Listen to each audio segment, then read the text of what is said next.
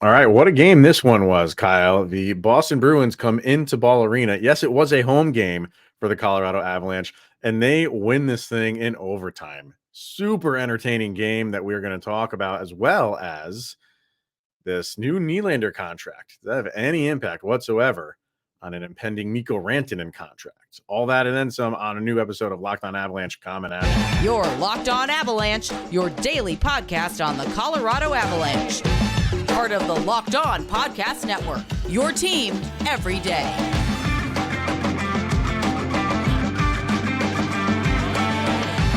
All right, everybody, welcome to the Locked On Avalanche podcast. We're part of the Locked On Podcast Network, your team every day. I'm your host, Chris Maselli. With me, as always, Mr. Shaggy Von Doom, Kyle Sullivan. Thank you for tuning in, making it your first listen of the day. Always appreciated. Make sure you are following us on our social media outlets, LOPN_Avalanche on Twitter, X, Locked On Avalanche on Instagram and Threads. Questions, comments, concerns, and opinions, lockedonavalanche@gmail.com. And make sure you are following us over on our YouTube channel. Hit subscribe, get notified when a new show goes live.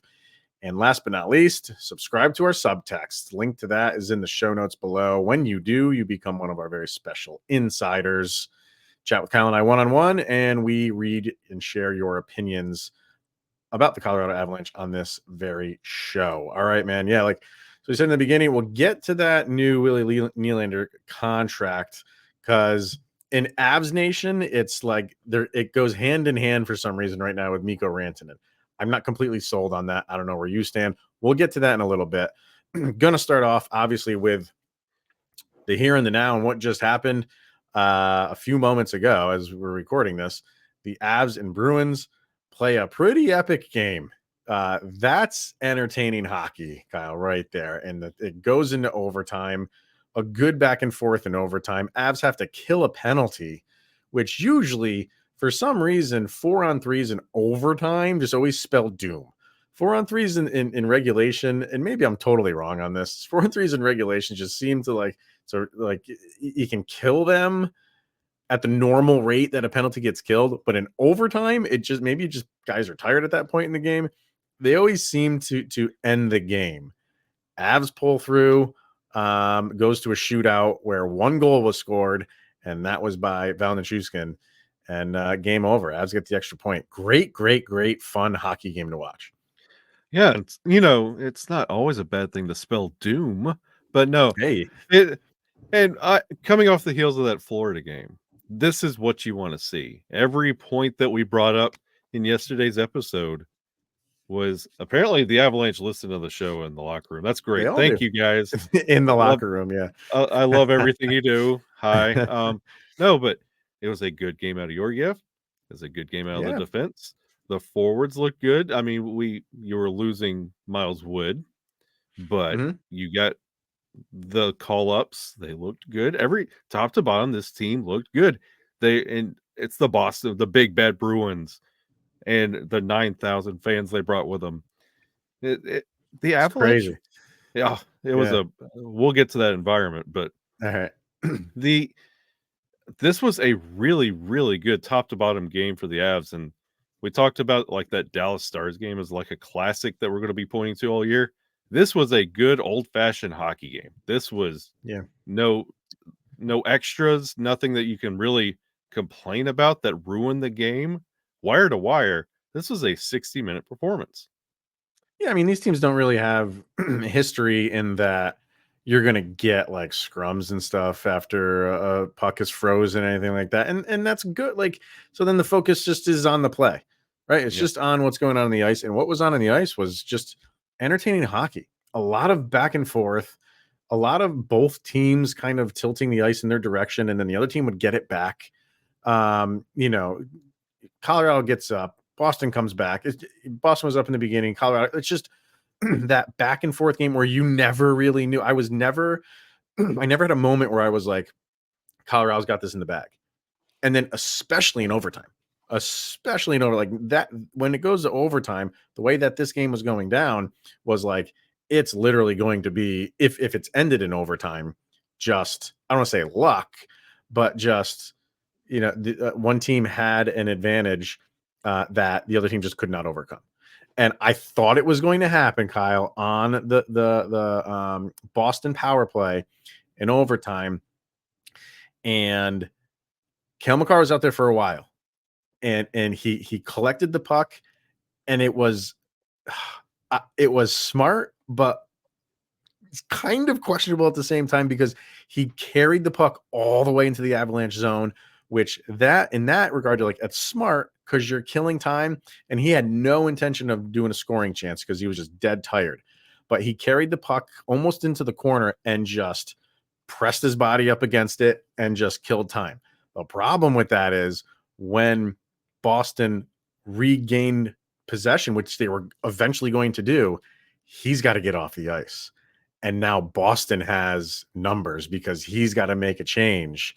So it was like a good and a chance move that he made, but it worked out for the Avalanche. If it didn't, we are talking about that nonstop right now that he decided to carry instead of just clearing it, getting fresh legs out. He decided to carry it in and kill some extra time. And maybe we'll never know. Maybe that's, killing those few precious seconds in that Boston penalty or power play. It obviously made an impact, but wow, I was on the edge of my seat during that. Yeah, and this will be the second Animaniacs reference we'll make this week, but it was a good idea, bad idea.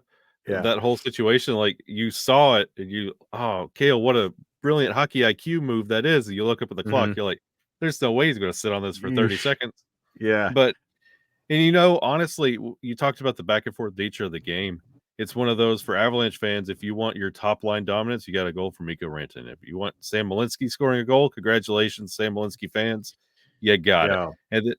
And then one of those things to look out for, going 1 for 6 on the power play wasn't that great. You kind of want to. Boston only had 3 opportunities and they capitalized once, but it's one of those things that, with it being so back and forth in nature, it's one of those things that we keep talking about with this Avalanche team. They haven't even hit their level of potential yet, and when they try, they can topple teams like Boston. This was a really good game, and you feel like if the team was a little bit more healthy, like you had Caleb Jones back there. It was a lot better. He looked a lot better. But I don't think he played a ton. But let me see what he played here. But in minutes that he was out there, he was all right. Wow. Speaking of minutes, 11 minutes, they cut the fourth line off completely. Like Mikko logged 30 minutes of ice time tonight, and that fourth line of Kivi, Ranta, Olofsson, nothing. It was like sub 10 minutes. So for that effort to really ride that top line and walk away with a shootout win, that's speaking a lot. I mean, you had Jason Poland in there for the first time this season. So, I mean, he only played 4 minutes, 22 seconds. I thought he played a little bit more than that. Minutes. Hey, right. You mentioned, but the other guy that they brought back, Sam Malinsky. Man, if the confidence is not just oozing out of that guy right now, I don't know what is, because he looked so comfortable. And when you're playing against a Boston team, like you're going up against one of the upper echelon teams in the league. And for him to he is just so confident right now. And to pull off that move, that goal that he scored, and they were talking about it on the Altitude broadcast. And when it happened, I was like, I had to do a double take. Like, was that Makar? Because he's backing up on the blue line and he's carrying the puck with him. And then he stops on a dime for a split second. And that split second keeps the defender going in the direction he was going. And he didn't hesitate to fling the puck on net for a goal. That is a Cale Makar special that he has mastered. And if Sam Malinsky starts doing that too, I mean, clearly he's practicing with the guy over and over and over again to pull that shot off.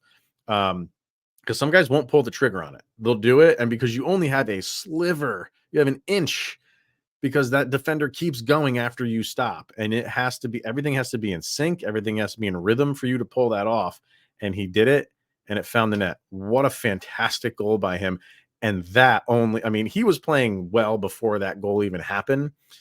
After that happened, he just felt like Superman. He was just like, dude, get off me. Nobody can do a thing to me. Like, he was great.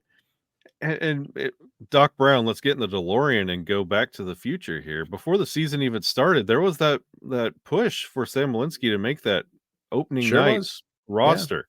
And And he struggled though, but he didn't deserve it. He didn't deserve it then. He struggled, but this is what you do. You send guys down, you learn a little bit, you play some more minutes, and then you come up and you get better every time you come up.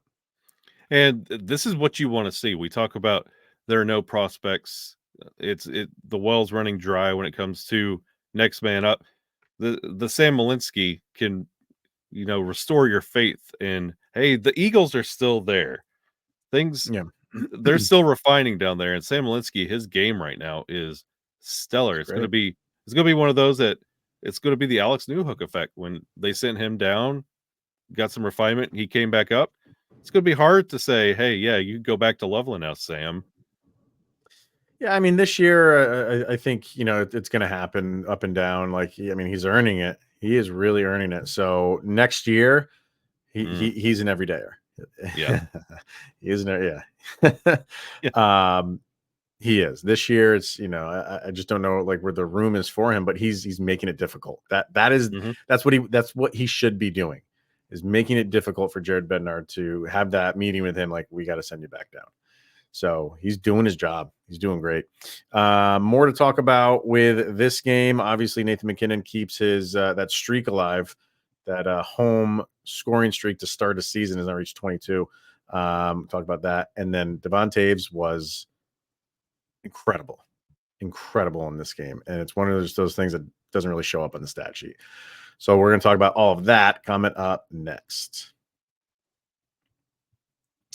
First, we are going to hear from FanDuel. The NFL regular season has wrapped up, but there is still time to get in on the action with FanDuel, America's #1 sports book, because right now new customers get $150 in bonus bets guaranteed. And when you place a $5 bet, you get that $150 in bonus bets, win or lose. And the app is super easy to use. There's many different ways to bet, like the over under, player spreads, prop bets, same game parlays.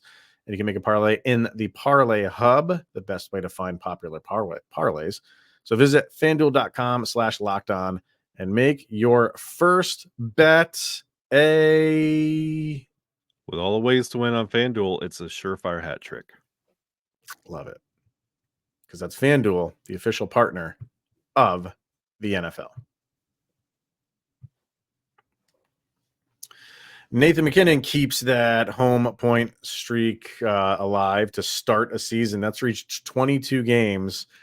This is fun.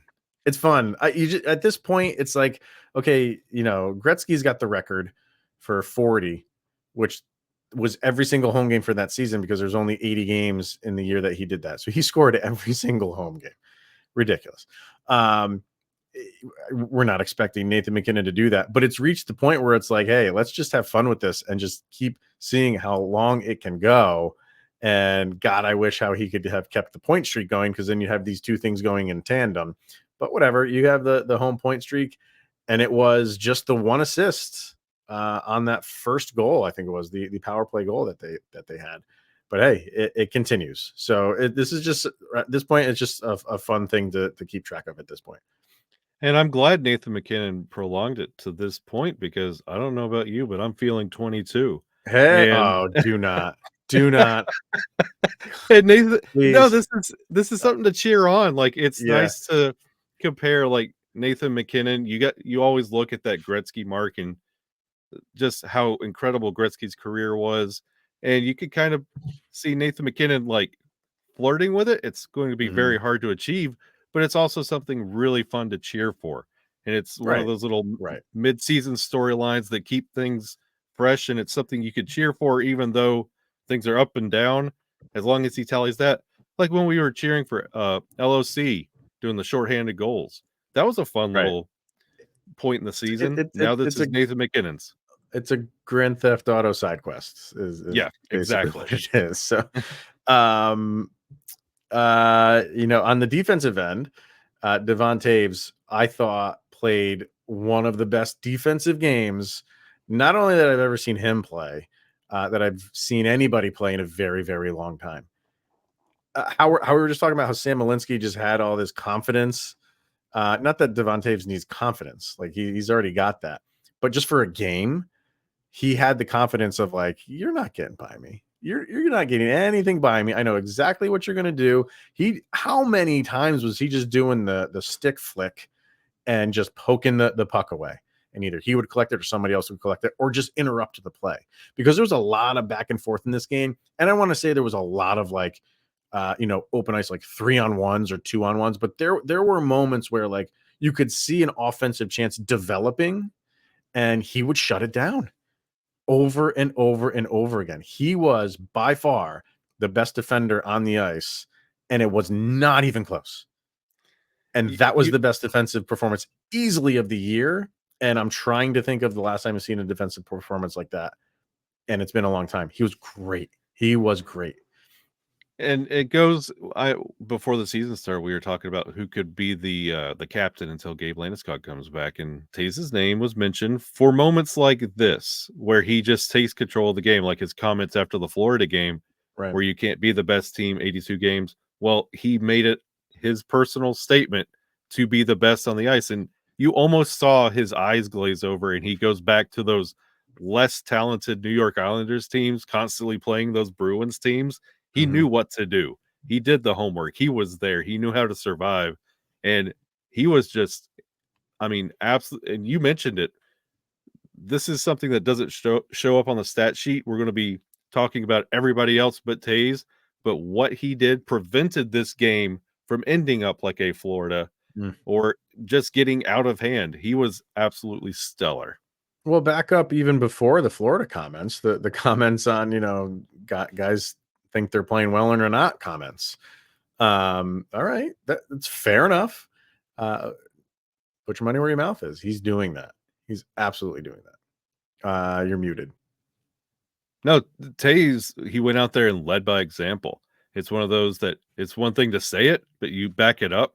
And he's being a locker room leader. One of those things that we asked for during the rough stretch. Toews is going out there making the comments and not just hiding behind them. He's leading, and that's something this Avalanche team desperately needed. And against a superior team in Boston, he played superior to Boston. Oh, he was great. He was awesome. Let's talk about Georgiev, because that's kind of like the hot button topic right now. I thought he looked good in this game. Came up with some really, really big saves early on. Avs had some kind of boneheaded plays on a sloppy power play that they had. Turned the puck over twice in a row.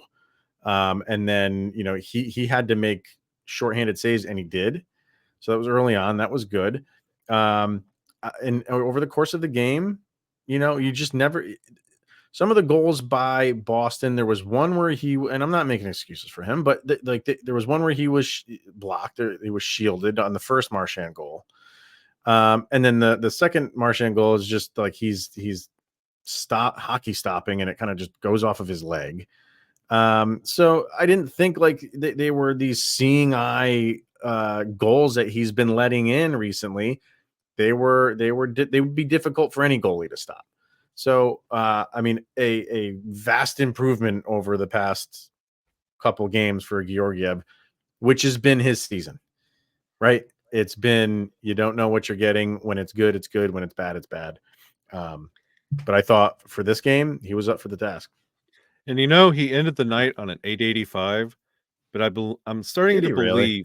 Yeah, and I'm starting to believe there might be something here, because the Avalanche led the Bruins 36-26 in shots.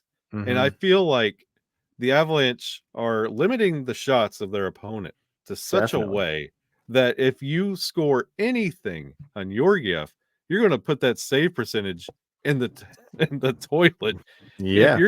If you're limiting your opponent to single shot totals per period, and let's just say you let up one, you're ruining your save percentage. So 885 on the stat sheet, but going back to the eye test, he made a lot of really good puck tracking movements. He was in the right place. He wasn't floundering as much.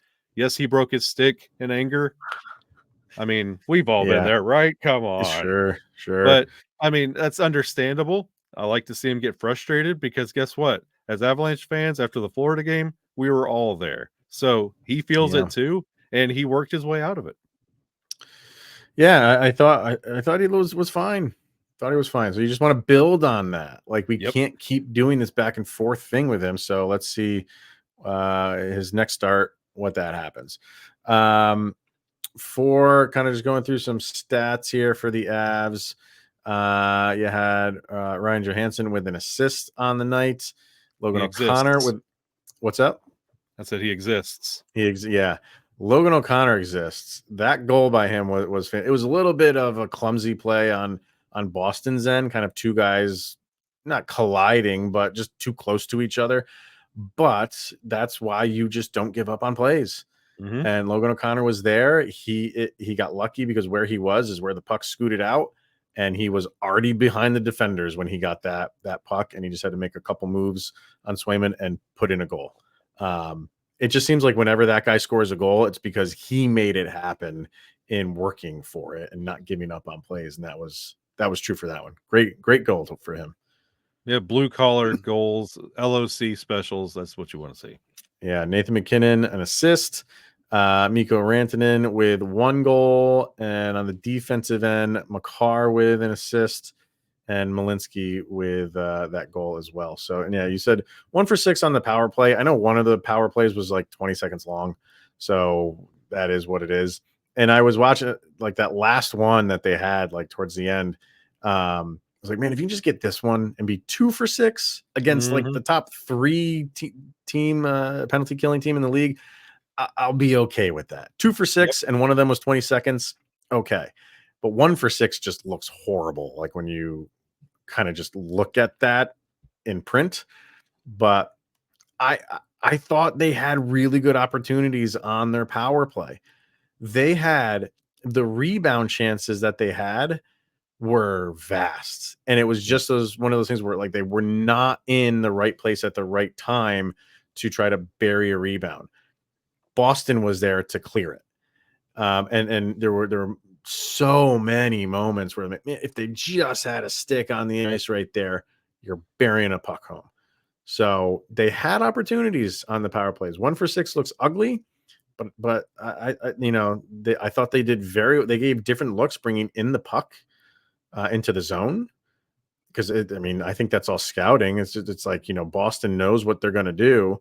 And you could see when Nichushkin usually does that drop back pass when he gains the zone to Kale to kind of just set everything up. Boston knew that was coming.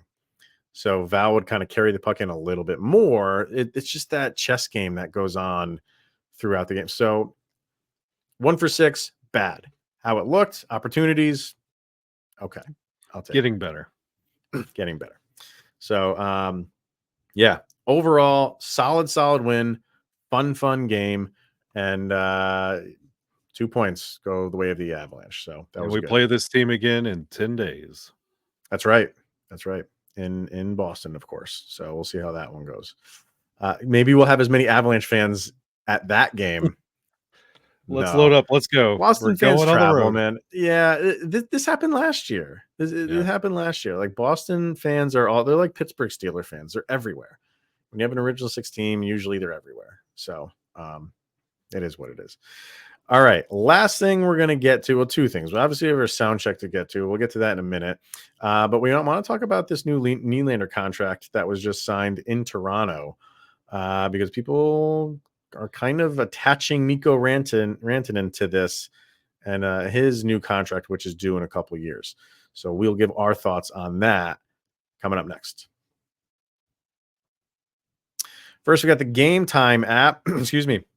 And you shouldn't have to worry when you're buying tickets to your next big event because Game Time is the fast and easy way to buy tickets for all the sports, music, comedy, and theater events near you with killer last-minute deals, all-in pricing, views from your seat, and their best price guarantee. Game Time takes the guesswork out of buying tickets. We talk a lot about the last-minute ticket deals. They have flash deals and even flash zone deals, which are fantastic. And we always talk about the view from your seats, which kind of I absolutely love. The way it's incorporated into the app is It's like a social media thing. You're just scrolling through. You don't have to go into the section or into the seat to see it. It's right on the main page. It's very nicely done. So download the Game Time app, create an account, use the code Locked On for $20 off your first purchase. Terms do apply. So once again, create the account and redeem the code Locked On, LOCKEDON, for $20 off. Download Game Time today. Last minute tickets, lowest price guaranteed. All right, so the Toronto Maple Leafs and Willie Nylander sign a new deal, and this has been in the works for a while now. And it finally got done. I don't really think he was going to go anywhere. Some people were kind of holding out hope that maybe they wouldn't sign him. And it's a pretty hefty deal, sir. It's an 8-year contract, a full no movement clause for those full 8 years, and an $11.5 million per. He's a great player. But Toronto is loading up on high-end talent, and I don't know where they're going to sign any like all these other guys. Go tune into Locked On Maple Leafs if you want to figure out how they're going to navigate this cap for at least for next year. After that, who knows?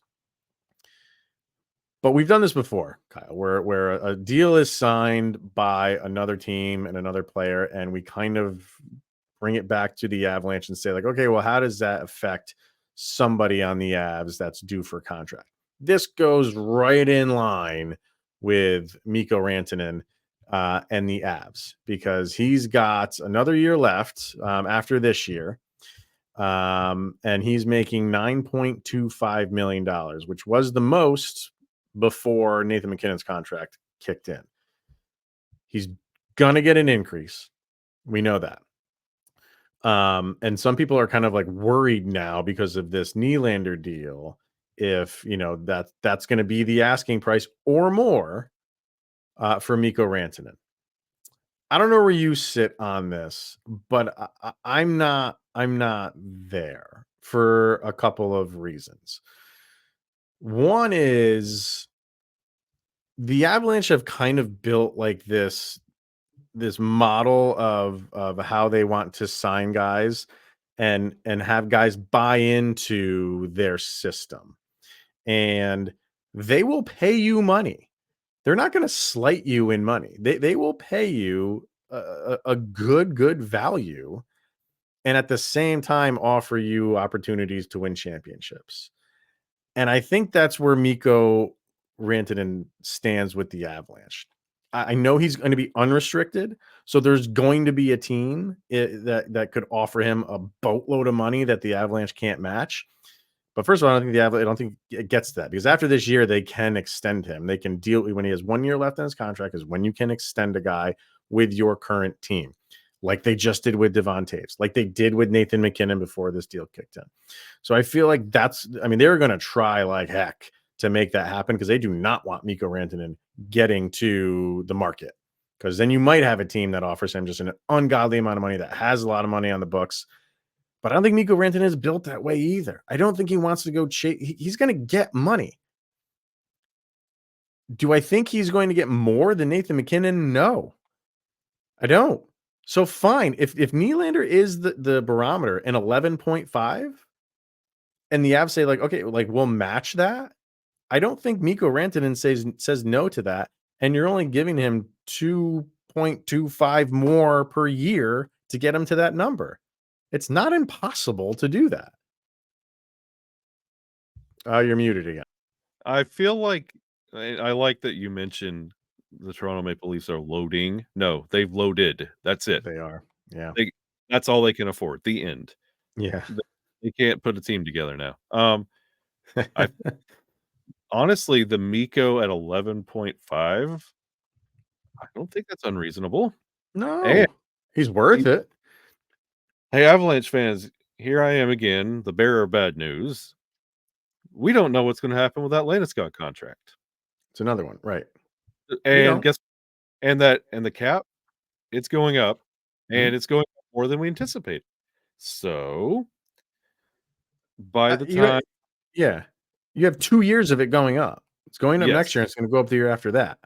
So you have that in your back pocket.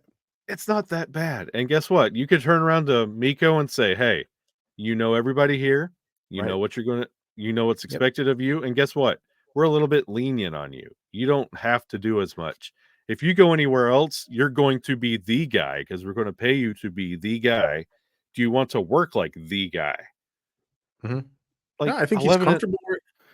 He's comfortable where he's at. He doesn't have to go somewhere and I don't want to say reinvent himself, but figure out a new system with a new coach in a new city. I just get the vibe that Mikko just likes everything where they are right now. And if you're going to give me 2.25 or $2.5 million extra per year, then fine. I will absolutely take that. By the time this, if he does reach unrestricted free agency, there's probably going to be a team that offers him 13, where the cap is going to be then.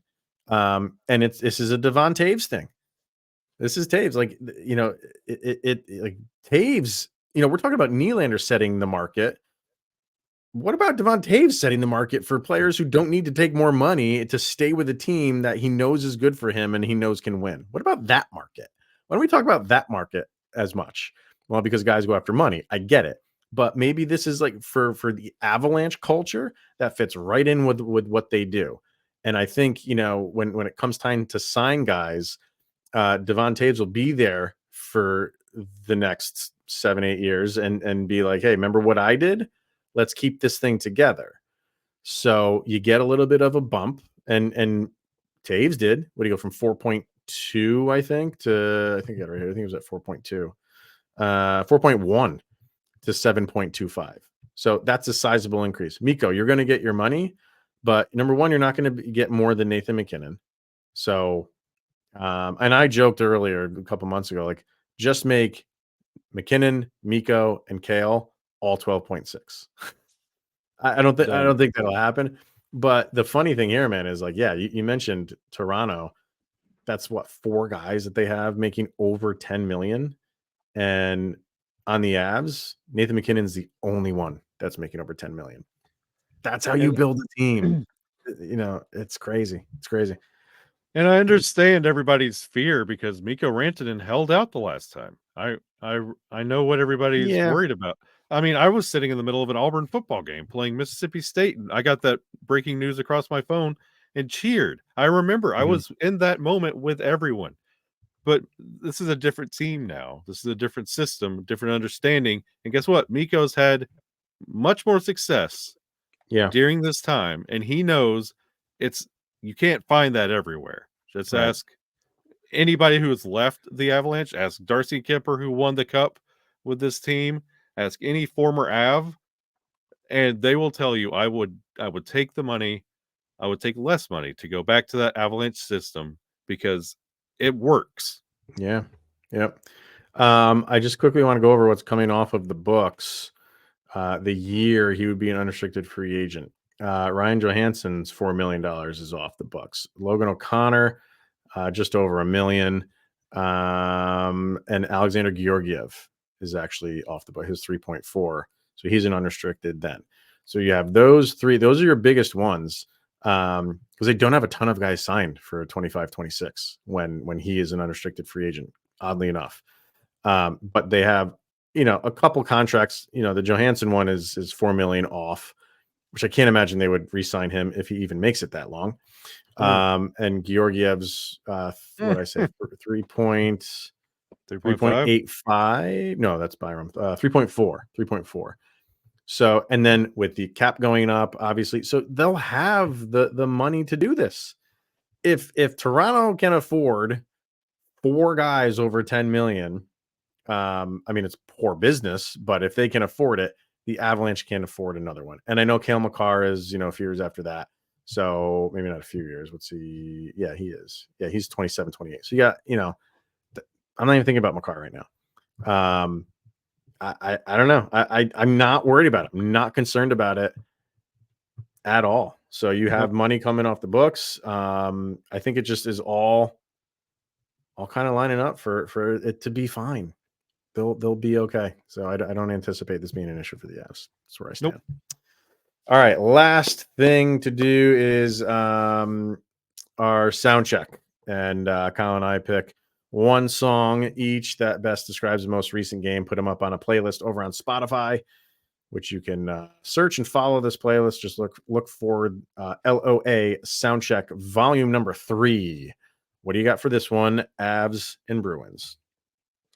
Easily, if you watch the game on altitude, look in the crowd. This team was a bunch of aces in exile, which is a track from the great band Sabaton. Oh, great band. And why that one? It's a whole song about banding together and fighting through. I mean, they basically turned Ball Arena into hostile territory. So it's about a bunch of guys just enlisting, getting together, and fighting in hostile territory. So, which I'm playing off of that same thing too. I just did a live song not that long ago, but I'm going to do another one by them. And the song is "Bring the People Together," because in the end, like, we're all there watching hockey. Everybody's happy. I hope. Boston fans are tough, right? So they are tough. I'm hoping Denver Boston fans are not as tough.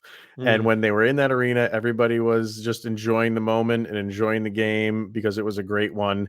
And I hope in my little cubicle here that everybody had a enjoyable, fun time, and hockey brought the people together. So everybody shared Ray Bork stories. Exactly. And Peter McNabb stories. And so that's my Christmas wish from 2 weeks ago. All right, that's going to wrap it up for today, everybody. So thank you for tuning in and making this your first listen of the day. Always appreciated. We didn't get to the subtext, people, because there was just so much to cover on this episode. We will do that tomorrow, along with our morning leftovers, obviously. So we'll get to all the subtext stuff tomorrow, and then whatever else happens in Avalanche Nation, we'll talk about it. Thanks for tuning in, everybody. Very much appreciated. He is Mr. Shaggy Von Doom, Kyle Sullivan. I am Chris Maselli. This is the Locked On Avalanche podcast, and we'll see you guys tomorrow.